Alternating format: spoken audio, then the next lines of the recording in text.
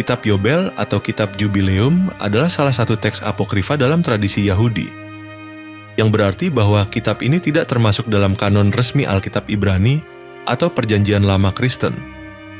Meskipun demikian, Kitab Yobel dianggap penting dalam beberapa tradisi Yahudi, khususnya dalam kelompok-kelompok tertentu seperti orang-orang Essenian di Qumran, dan juga dikenal dalam tradisi Kristen yang lebih luas. Dalam perspektif Islam, meskipun Kitab Yobel tidak diakui sebagai wahyu atau kitab yang diturunkan oleh Allah Subhanahu wa Ta'ala, beberapa kisah dan ajaran yang ada di dalamnya dapat ditemukan dalam narasi Al-Quran. Berikut ini adalah beberapa aspek yang relevan mengenai Kitab Yobel dalam perspektif Islam. Kitab Yobel diyakini ditulis sekitar abad kedua sebelum Masehi. Meskipun ada yang berpendapat bahwa teks ini berasal dari tradisi yang lebih tua. Kitab ini mengandung kisah sejarah umat Israel dan menceritakan perjalanan mereka sejak zaman Adam hingga Musa. Judul Yobel mengacu pada istilah untuk perayaan tahunan yang disebut Tahun Jubili dalam tradisi Yahudi, di mana pada tahun itu tanah yang telah dibeli atau dijual kembali ke pemilik asalnya dan perbudakan dibatalkan. Bagian awal Kitab Yobel mengisahkan penciptaan dunia, mencatatkan urutan penciptaan yang serupa dengan yang ada dalam Kitab Kejadian, tetapi dengan beberapa perbedaan. Kitab Yobel juga berfokus pada sejarah para nabi dan keturunan mereka, termasuk kisah Nuh, Abraham, dan Musa. Misalnya, ia mencatatkan peristiwa penting dalam sejarah Bani Israel, seperti perjanjian-perjanjian antara Allah Subhanahu wa Ta'ala dan para nabi. Tahun Jubili, kitab ini mengatur prinsip-prinsip tahun Jubili, di mana umat Israel diperintahkan untuk memulihkan hak atas tanah mereka setiap 50 tahun sebagai simbol pembebasan dan pengampunan. Banyak kisah dalam Kitab Yobel yang juga ditemukan dalam Al-Quran dan hadis, meskipun dalam bentuk yang lebih singkat atau dengan beberapa perbedaan detail. Beberapa kisah yang relevan antara lain, kisah Adam dan Hawa, kisah penciptaan manusia dan kehidupan Adam sebagai nabi pertama, juga tercatat dalam Kitab Yobel dan dalam Al-Quran, Quran Surah Al-Baqarah ayat 30 hingga 39. Kisah Nuh. Kitab Yobel memberikan detail tambahan tentang perahu Nuh dan peristiwa banjir besar yang juga ditemukan dalam Al-Quran, Quran Surah Hud ayat 36 hingga 48. Kisah Abraham. Dalam Kitab Yobel, Abraham digambarkan sebagai seorang nabi yang berperan penting dalam menyebarkan ajaran tauhid, yang juga diakui dalam Islam, Quran Surah Ibrahim ayat 35 hingga 41. Kisah Musa. Perjalanan hidup Nabi Musa termasuk kelahirannya, pengangkatannya sebagai nabi, dan pembebasan Bani Israel dari Mesir, banyak dicatat dalam Kitab Yobel dan diceritakan secara luas dalam Al-Quran, Quran Surah Al-A'raf ayat 103 hingga 137. Konsep tahun Jubili yang tercantum dalam Kitab Yobel, di mana tanah kembali ke pemiliknya dan perbudakan dibatalkan, memiliki kesamaan dengan prinsip-prinsip pengampunan dan keadilan sosial dalam Islam. Walaupun Islam tidak mengadopsi praktik tahunan seperti dalam Kitab Yobel, nilai-nilai tersebut tercermin dalam ajaran Islam terkait zakat, sedekah, dan pembebasan budak. Islam menekankan pentingnya keadilan sosial dan kesejahteraan bagi umat manusia. Dan meskipun tidak ada tahun Jubili secara eksplisit dalam ajaran Islam, prinsip pengampunan dan pembebasan dari perbudakan diangkat dalam konteks yang lebih luas. Dalam Islam, Al-Quran mengakui keberadaan kitab-kitab yang diturunkan sebelumnya, termasuk Taurat untuk Musa, Injil untuk Isa, dan Zabur untuk Daud, serta kitab-kitab lainnya yang mungkin telah hilang atau diubah. Islam meyakini bahwa meskipun kitab-kitab ini awalnya merupakan wahyu dari Allah Subhanahu wa Ta'ala, sebagian besar teks tersebut telah mengalami perubahan atau distorsi oleh umat yang sebelumnya. Kitab Yobel tidak termasuk dalam kitab yang dianggap wahyu oleh Islam, tetapi ajarannya tentang kisah para nabi dan prinsip moralnya tetap dihargai jika sesuai dengan ajaran Islam. Kitab Yobel adalah teks apokrifa yang menggambarkan sejarah umat Israel, yang banyak mencatatkan kisah-kisah nabi yang juga terdapat dalam tradisi Islam.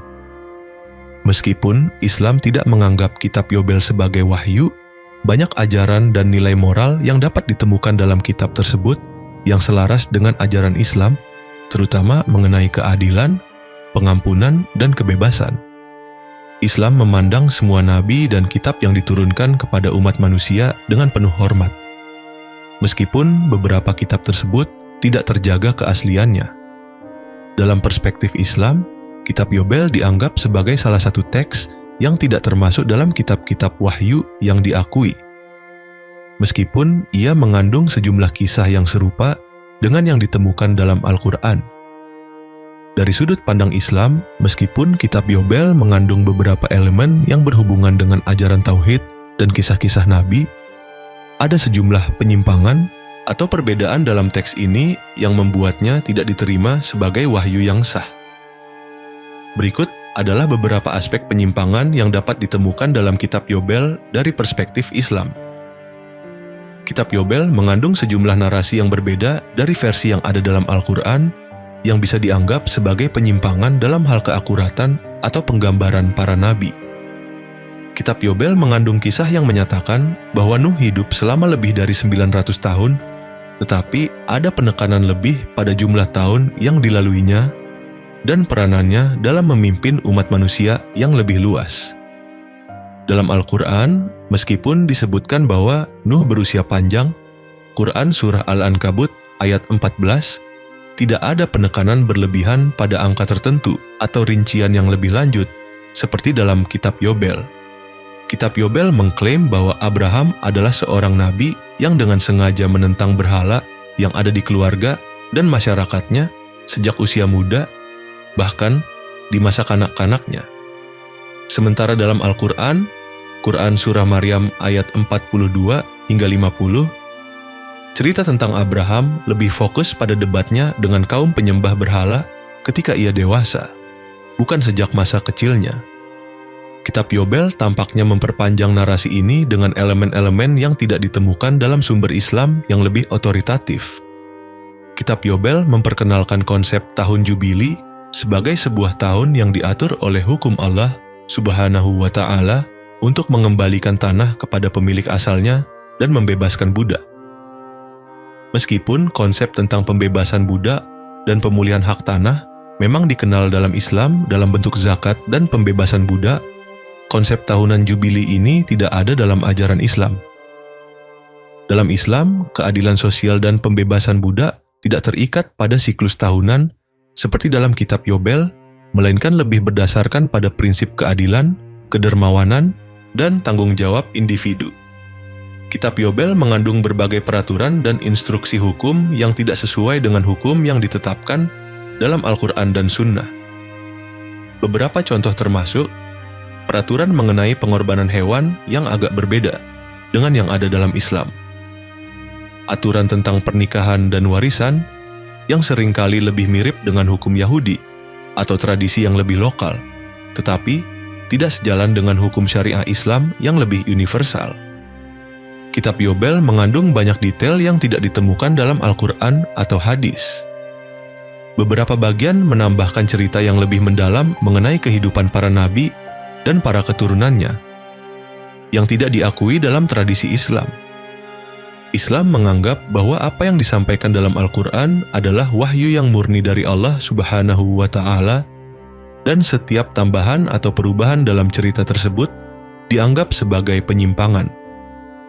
Beberapa interpretasi hukum dalam kitab Yobel lebih dekat dengan hukum-hukum Yahudi ketimbang prinsip-prinsip universal yang diterapkan dalam Islam. Misalnya, dalam beberapa peraturan yang diajarkan dalam kitab Yobel, ada penekanan pada sistem peribadatan yang lebih terbatas pada bangsa Israel saja, sementara Islam mengajarkan bahwa agama Allah Subhanahu wa Ta'ala adalah untuk seluruh umat manusia. Quran Surah Al-Anbiya ayat 107.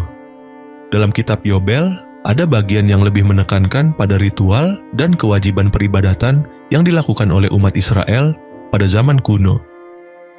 dengan beberapa elemen yang tidak selaras dengan konsep tauhid dalam Islam, seperti penekanan pada perayaan atau ibadah yang lebih berbasis pada hari-hari tertentu atau pada tindakan yang lebih bersifat simbolis. Dalam Islam, ibadah yang utama adalah penghambaan kepada Allah Subhanahu wa Ta'ala semata dan tidak tergantung pada tanggal atau perayaan tertentu yang bersifat ritualis. Secara umum, Kitab Yobel menggambarkan dirinya sebagai teks yang menambah penjelasan dan tafsiran atas Taurat yang diterima oleh Bani Israel.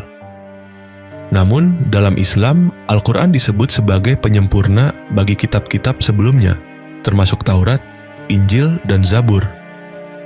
Dengan demikian, setiap teks yang mengklaim menjadi tambahan atau penggantian dari kitab-kitab ini dianggap tidak sah dan menyimpang dari wahyu yang asli. Dalam pandangan Islam, Kitab Yobel merupakan teks yang mengandung beberapa penyimpangan baik dalam hal narasi para nabi maupun dalam aturan-aturan hukum yang disebutkan. Islam mengajarkan bahwa Al-Quran adalah wahyu terakhir dan sempurna yang mengoreksi segala penyimpangan atau perubahan yang mungkin terjadi dalam kitab-kitab sebelumnya.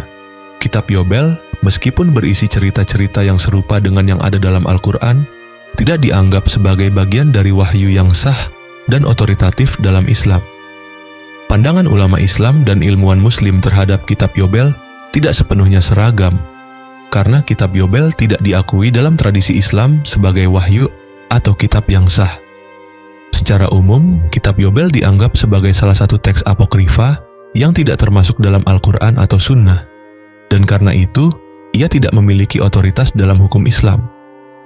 Namun, ada beberapa perspektif yang dapat ditemukan dalam pemahaman ulama dan ilmuwan Muslim terkait isi Kitab Yobel, baik secara historis maupun teologis. Ulama Islam secara umum menganggap Kitab Yobel sebagai teks yang tidak memiliki status keagamaan dalam Islam. Beberapa alasan utama di balik pandangan ini adalah Islam meyakini bahwa hanya Al-Quran yang dianggap sebagai wahyu final dari Allah Subhanahu wa Ta'ala, yang tidak terdistorsi dan tidak berubah. Kitab-kitab yang datang sebelumnya seperti Taurat untuk Nabi Musa, Injil untuk Nabi Isa, dan Zabur untuk Nabi Daud dianggap wahyu yang asli tetapi telah mengalami perubahan atau penambahan seiring waktu, baik secara sengaja maupun tidak. Kitab Yobel, meskipun berisi kisah-kisah yang mirip dengan yang ada dalam Al-Quran, tidak dianggap sebagai bagian dari wahyu yang asli, dan karena itu tidak dijadikan sumber hukum atau keimanan dalam Islam. Kitab Yobel mengandung berbagai aturan dan peraturan yang lebih mirip dengan hukum Yahudi dan tradisi Israel, seperti konsep tahun jubili dan pengaturan kehidupan sosial yang tidak sepenuhnya sesuai dengan prinsip Islam. Islam lebih menekankan pada keadilan sosial, sedekah, dan pengampunan, tetapi tidak mengadopsi sistem peribadatan atau praktik hukum yang sama persis dengan yang ada dalam Kitab Yobel. Meskipun Kitab Yobel menceritakan kisah-kisah para nabi yang juga ada dalam Al-Quran seperti Nabi Adam, Nabi Nuh, Nabi Ibrahim, dan Nabi Musa. Islam menganggap bahwa cerita-cerita ini dalam Kitab Yobel seringkali mengandung tambahan atau modifikasi yang tidak ditemukan dalam Al-Quran. Sebagai contoh, beberapa narasi dalam Kitab Yobel lebih menekankan elemen-elemen yang tidak ada dalam Al-Quran, seperti peran Nabi sejak kecil, atau penambahan detail yang bertujuan untuk memberikan penafsiran lebih lanjut yang bisa dianggap sebagai penyimpangan dari ajaran Islam. Ilmuwan Muslim yang mempelajari kitab-kitab apokrifa dan sejarah teks-teks agama lainnya seringkali menganalisis Kitab Yobel dari sudut pandang akademis atau historis. Mereka melihatnya sebagai bagian dari tradisi keagamaan yang berkembang di luar lingkup wahyu Islam. Banyak ilmuwan Muslim yang mempelajari Kitab Yobel dari perspektif perbandingan agama dan sejarah teks. Kitab ini memberikan wawasan mengenai bagaimana tradisi Yahudi kuno memandang kisah-kisah para nabi dan prinsip-prinsip hukum mereka. Dalam konteks ini, ilmuwan Muslim mungkin mengakui adanya kesamaan antara Kitab Yobel dan Al-Quran dalam beberapa aspek sejarah, tetapi mereka juga akan mencatat adanya perbedaan penting, terutama terkait dengan ajaran teologis dan hukum yang ada dalam Kitab Yobel. beberapa ilmuwan Muslim yang berfokus pada perbandingan teks dan sejarah agama mungkin menyoroti bagaimana kitab Yobel berfungsi dalam tradisi Yahudi dan Kristen.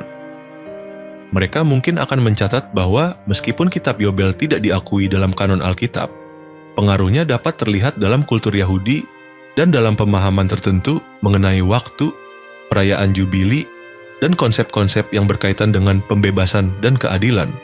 Ilmuwan Muslim yang mengkaji kitab Yobel juga sering menekankan penyimpangan yang ada dalam kitab ini dibandingkan dengan Al-Quran. Beberapa poin penting yang mungkin disoroti meliputi: kitab Yobel memberikan banyak detail tambahan tentang kehidupan nabi-nabi seperti Nuh dan Abraham yang tidak ada dalam Al-Quran, dan ini dapat dianggap sebagai penyimpangan historis. Konsep ini adalah aspek penting dalam kitab Yobel, tetapi tidak ditemukan dalam tradisi Islam dalam bentuk yang sama.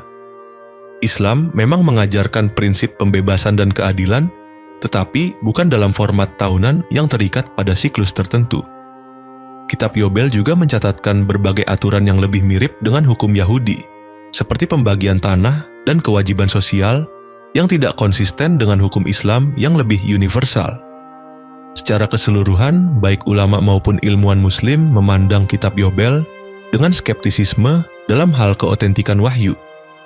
Meskipun beberapa kisah dalam kitab Yobel memiliki kesamaan dengan yang ada dalam Al-Quran, seperti kisah nabi-nabi yang dikenal dalam Islam, kitab ini dianggap sebagai teks yang berpotensi telah mengalami perubahan atau penyimpangan dari wahyu asli. Kitab Yobel tidak diakui dalam Islam sebagai wahyu yang sah, dan ajaran-ajarannya dianggap tidak sesuai dengan prinsip-prinsip yang terdapat dalam Al-Quran dan Sunnah. Namun, dari perspektif ilmiah dan historis, kitab Yobel dapat dipelajari sebagai bagian dari literatur kuno yang menggambarkan pandangan dunia dan keagamaan pada masa itu.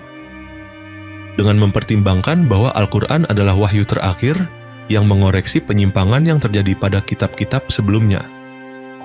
Pada era modern, pandangan terhadap kitab Yobel dalam konteks Islam lebih berfokus pada kajian akademis dan perbandingan agama. Mengingat bahwa kitab ini tidak diakui sebagai bagian dari wahyu yang sah dalam Islam. Meskipun kitab Yobel tidak dianggap sebagai sumber ajaran dalam Islam, dalam konteks ilmiah dan sejarah, beberapa pendekatan baru dapat ditemukan dalam memahami kitab ini. Secara umum, dalam era modern, pandangan Islam terhadap kitab Yobel tetap konsisten dengan pandangan tradisional bahwa kitab ini bukan wahyu yang sah dan tidak termasuk dalam kitab-kitab yang diakui oleh Islam. Namun, ada beberapa pendekatan yang lebih terbuka dan akademis terhadap keberadaan kitab ini.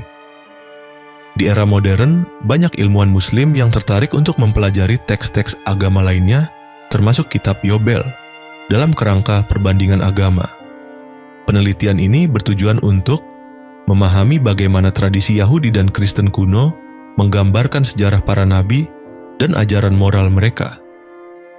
Meneliti kesamaan dan perbedaan antara kitab Yobel dan Al-Quran, terutama dalam hal kisah para nabi, hukum, dan ajaran sosial. Sebagai contoh, kisah Nabi Nuh dan Nabi Ibrahim dalam kitab Yobel menunjukkan banyak kesamaan dengan yang ada dalam Al-Quran, meskipun detail dan penekanannya berbeda. Dalam perspektif Islam, Al-Quran dianggap sebagai penyempurna bagi kitab-kitab sebelumnya, yang berarti bahwa kitab Yobel, meskipun tidak sah sebagai wahyu, tetap berfungsi sebagai sumber yang menunjukkan bagaimana ajaran-ajaran tersebut berkembang di luar wahyu yang sebenarnya. Beberapa ilmuwan Muslim di era modern, terutama dalam bidang sejarah agama dan arkeologi, mempelajari kitab Yobel sebagai salah satu teks kuno yang memberikan wawasan tentang persepsi agama di zaman pra-Islam. Mereka melihatnya sebagai dokumen yang berperan dalam membentuk tradisi keagamaan, meskipun tidak diakui dalam Islam. Kitab Yobel sering dianggap sebagai hasil penulisan manusia yang berusaha untuk memberi penjelasan lebih jauh mengenai peristiwa-peristiwa dalam sejarah umat manusia yang telah tercatat dalam kitab-kitab wahyu sebelumnya, termasuk dalam Taurat. Ilmuwan Islam dapat memanfaatkan kitab Yobel untuk memahami bagaimana umat Yahudi dan Kristen menafsirkan dan merumuskan kisah-kisah tersebut dalam konteks zaman mereka. beberapa ilmuwan Muslim juga memeriksa kitab Yobel untuk memahami nilai sosial dan moral yang ada di dalamnya. Meskipun mereka menyadari bahwa ajaran Islam yang sesungguhnya lebih lengkap dan murni terdapat dalam Al-Quran. Dalam kitab Yobel, konsep keadilan sosial seperti pembebasan budak, perbaikan hak milik, dan penetapan tahun Jubili memiliki beberapa kesamaan dengan nilai-nilai Islam yang ada dalam ajaran zakat, sedekah, dan pembebasan budak. Meskipun tidak diterima dalam Islam sebagai wahyu atau hukum yang sah, kitab Yobel mengandung prinsip-prinsip moral yang sejalan dengan ajaran Islam dalam hal kebersamaan dan keadilan sosial. Oleh karena itu, dalam kajian modern, para ilmuwan Muslim lebih fokus pada konsep universal dalam kitab ini daripada melihatnya sebagai bagian dari wahyu yang harus diterima. Di dunia akademis modern, kitab Yobel dipandang sebagai sumber historis yang menggambarkan pandangan dunia dan agama pada masa tertentu. Beberapa aspek yang dipelajari oleh ilmuwan Muslim meliputi: dalam kitab Yobel, kisah para nabi seringkali dipenuhi dengan detail tambahan yang tidak ditemukan dalam Al-Quran. Sebagai contoh, Nabi Ibrahim dalam kitab Yobel digambarkan sebagai seorang anak yang menentang berhala sejak usia muda. Sementara dalam Islam, kisah ini lebih fokus pada perdebatan Ibrahim dengan kaumnya saat ia dewasa. Quran Surah Al-An'am ayat 74 hingga 82. Hal ini memberikan perspektif yang lebih dalam tentang bagaimana masyarakat kuno mungkin telah melihat peran para nabi dalam kehidupan mereka, meskipun narasi tersebut berbeda dari versi Islam. Kitab Yobel memperkenalkan konsep tahunan Jubili yang mengatur pengembalian hak tanah dan pembebasan budak. Meskipun tidak ada praktik tahun Jubili dalam Islam, konsep pembebasan budak dan keadilan sosial tetap menjadi bagian penting dari ajaran Islam melalui zakat dan sedekah. Dalam kajian modern, para ilmuwan Muslim dapat melihat kitab Yobel sebagai contoh peraturan sosial dan ekonomi yang mungkin pernah ada di antara masyarakat kuno yang dapat dibandingkan dengan prinsip-prinsip sosial Islam yang lebih luas. Pada dasarnya, meskipun kitab Yobel tidak dianggap sebagai wahyu yang sah dalam Islam, di era modern kitab ini dipelajari sebagai teks historis dan akademis dalam konteks perbandingan agama dan sejarah agama. Islam tidak menganggap kitab Yobel sebagai sumber ajaran atau hukum, tetapi mengakui adanya kesamaan dalam beberapa nilai moral dan sejarah yang terkandung di dalamnya. Ilmuwan Muslim di era modern lebih cenderung melihat kitab Yobel sebagai sumber sekunder yang memberikan wawasan tentang kultur keagamaan di masa lampau dan bagaimana ajaran-ajaran yang ada dalam kitab ini dapat dibandingkan dengan ajaran Islam yang lebih murni dan universal. Mereka memandang bahwa kitab Yobel, seperti kitab-kitab apokrifa lainnya, adalah bagian dari tradisi keagamaan yang berkembang pada waktu tertentu, namun tidak memiliki kedudukan sebagai wahyu yang sah dalam Islam. Pandangan ilmuwan Muslim dan ulama Islam mengenai kitab Yobel dan kaitannya dengan akhir zaman serta Mesias dapat bervariasi.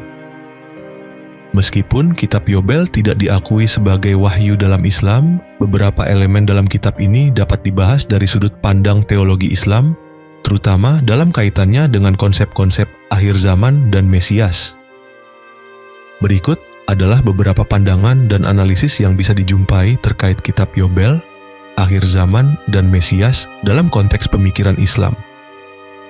Sebagian besar ulama Islam tidak mengakui kitab Yobel sebagai wahyu yang sah, karena kitab ini tidak termasuk dalam Al-Quran atau Sunnah. Kitab Yobel dianggap sebagai apokrifa atau tulisan yang berasal dari tradisi Yahudi dan Kristen yang tidak dianggap sah dalam pandangan Islam. Namun, banyak ilmuwan Muslim yang tertarik dengan studi perbandingan agama dan sejarah teks-teks keagamaan, termasuk kitab Yobel, untuk memahami bagaimana konsep-konsep agama berkembang di luar wahyu Islam. Dalam hal ini, mereka melihat kitab Yobel sebagai salah satu teks kuno yang mencatat pandangan tentang peristiwa-peristiwa tertentu yang juga dibahas dalam Al-Quran, seperti kisah para nabi, keadilan sosial, dan kehidupan umat manusia. Dalam kitab Yobel, tidak ada penggambaran eksplisit tentang akhir zaman, seperti yang terdapat dalam Al-Quran atau hadis. Namun, ada beberapa elemen yang mungkin dianggap relevan dalam diskusi tentang akhir zaman. Salah satu tema penting dalam kitab Yobel adalah pembebasan tanah dan pembebasan budak dalam siklus tahunan yang dikenal sebagai tahun Jubili. Konsep ini berhubungan dengan keadilan sosial dan pemulihan hak-hak yang hilang, yang pada akhirnya akan membawa masyarakat pada keadaan yang lebih adil dan sejahtera. Dalam perspektif Islam, meskipun tidak ada konsep jubili dalam bentuk yang sama, pembebasan budak, keadilan sosial, dan kesetaraan ekonomi adalah bagian dari ajaran Islam, terutama yang tercermin dalam praktik zakat, sedekah, dan pembebasan budak sebagai bagian dari tatanan moral yang lebih besar. Beberapa ilmuwan Muslim yang mempelajari kitab Yobel dalam konteks akhir zaman dapat melihat paralelisme antara konsep jubili dalam kitab Yobel dengan ajaran-ajaran Islam tentang keadilan sosial yang akan terwujud di akhir zaman melalui kedatangan Al-Mahdi. Dalam beberapa bagian kitab Yobel terdapat tema tentang pemulihan kebenaran dan keadilan yang dapat dianggap sebagai elemen penting dalam narasi akhir zaman. Dalam Islam, akhir zaman diwarnai dengan kedatangan Al-Mahdi, seorang pemimpin yang akan memimpin umat Islam menuju kemenangan atas kebatilan dan menegakkan keadilan di muka bumi. Beberapa ulama dan ilmuwan Muslim mungkin melihat paralelisme antara harapan tentang pembebasan dan keadilan dalam kitab Yobel dengan kedatangan Al-Mahdi, meskipun tentu saja kedua konsep ini memiliki perbedaan mendasar dalam konteks teologis. Kitab Yobel mengandung unsur-unsur yang terkait dengan kedatangan seorang Mesias atau penyelamat yang akan mengembalikan keadilan di dunia. Namun, dalam Islam, konsep Mesias sangat terkait dengan Nabi Isa, yang akan kembali ke dunia menjelang akhir zaman untuk mengalahkan Dajjal dan menegakkan kebenaran. Dalam Al-Quran, Nabi Isa disebutkan akan kembali sebagai seorang pembawa kebenaran yang menegakkan agama Allah Subhanahu wa Ta'ala dan membawa kedamaian di dunia. Quran Surah An-Nisa ayat 157 hingga 159. Dalam ajaran Islam, Al-Mahdi adalah pemimpin yang akan muncul di akhir zaman untuk memerintah dengan keadilan. Ada pandangan dalam beberapa kalangan Muslim yang melihat hubungan antara Mesias dalam tradisi Yahudi dan Kristen dengan Al-Mahdi dalam Islam. Meskipun dalam kitab Yobel, Mesias lebih dikaitkan dengan pembebasan Israel, dalam pandangan Islam, konsep Mesias yang lebih jelas adalah Nabi Isa yang kembali ke dunia untuk mengalahkan kejahatan termasuk Dajjal dan menegakkan keadilan. Ilmuwan Muslim yang mempelajari kitab Yobel dalam konteks Mesias seringkali akan membandingkan konsep Mesias Yahudi yang ada dalam kitab tersebut dengan Mesias Islam yang dalam hal ini adalah Nabi Isa. Mereka akan mencatat bahwa meskipun dalam kitab Yobel ada ide tentang seorang penyelamat atau pembebas, Al-Mahdi dan Nabi Isa memiliki peran yang lebih besar dalam teologi Islam dalam konteks akhir zaman. Kitab Yobel dalam Islam tidak dianggap sebagai wahyu yang sah, dan pengaruhnya dalam ajaran Islam terbatas pada kajian sejarah dan perbandingan agama. Meskipun demikian, beberapa ilmuwan Muslim yang tertarik dalam perbandingan agama mungkin mempelajari kitab Yobel untuk melihat kesamaan tema-tema tertentu, seperti keadilan sosial, pembebasan, dan pemulihan, yang mirip dengan ajaran Islam tentang akhir zaman dan Al-Mahdi. Konsep Mesias dalam kitab Yobel dapat dianalisis dalam konteks pemahaman Islam tentang Nabi Isa yang akan kembali pada akhir zaman. Dalam Islam, Mesias adalah Nabi Isa yang akan memimpin umat manusia menuju kebenaran dan keadilan pada akhir zaman, yang berbeda dari pemahaman Mesias dalam tradisi Yahudi. Al-Mahdi dalam Islam, meskipun tidak disebutkan dalam kitab Yobel, dapat dilihat sebagai figur yang memiliki tugas serupa dengan Mesias dalam hal menegakkan keadilan dan mengalahkan kebatilan pada akhir zaman. Secara keseluruhan, kitab Yobel tidak dianggap sebagai teks yang memiliki pengaruh langsung dalam ajaran Islam, tetapi dalam kajian ilmiah dan perbandingan agama, elemen-elemen dalam kitab Yobel terkait dengan akhir zaman dan Mesias bisa dipelajari untuk memahami paralelisme dengan ajaran Islam.